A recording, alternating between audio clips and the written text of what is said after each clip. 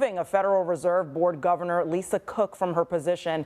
Trump has made it clear he wants the Federal Reserve to lower interest rates. This is the first time in the agency's 112-year history that a president has tried to remove a Fed governor, something that can only be done for calls.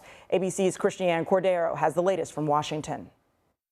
Today, for the first time in the Federal Reserve's 112-year history, a president is trying to remove one of its 7 governors. In a letter posted on social media overnight, President Trump announced he's removing Lisa Cook from her position. Cook is the first black woman in history to serve on the Fed's Board of Governors and has held her position for 3 years.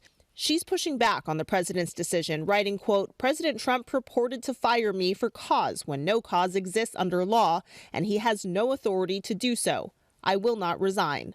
For over a week, the Trump administration has accused her of mortgage fraud, claiming she made false statements on previous mortgage agreements. What she did was bad, so I'll fire her if she doesn't resign.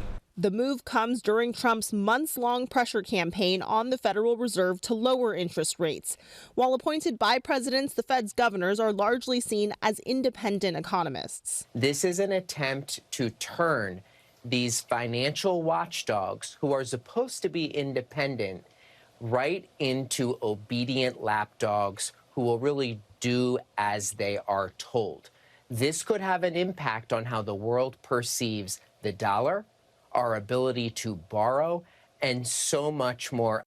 Experts warn that any uncertainty over the independence of the Federal Reserve could lead to less investment in the U.S., which could push up borrowing costs for consumers on mortgages, car loans, and other forms of credit. U.S. Senator Elizabeth Warren, who's a ranking member of the Senate Banking, Housing, and Urban Affairs Committee, is calling on the courts to intervene, blasting Trump's move as illegal and adding it is, quote, "the latest example of a desperate president searching for a scapegoat to cover for his own failure to lower costs for Americans.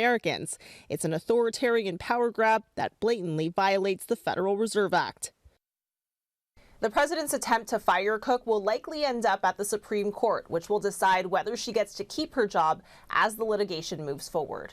Christiane Cordero, ABC News, Washington. And President Trump doubled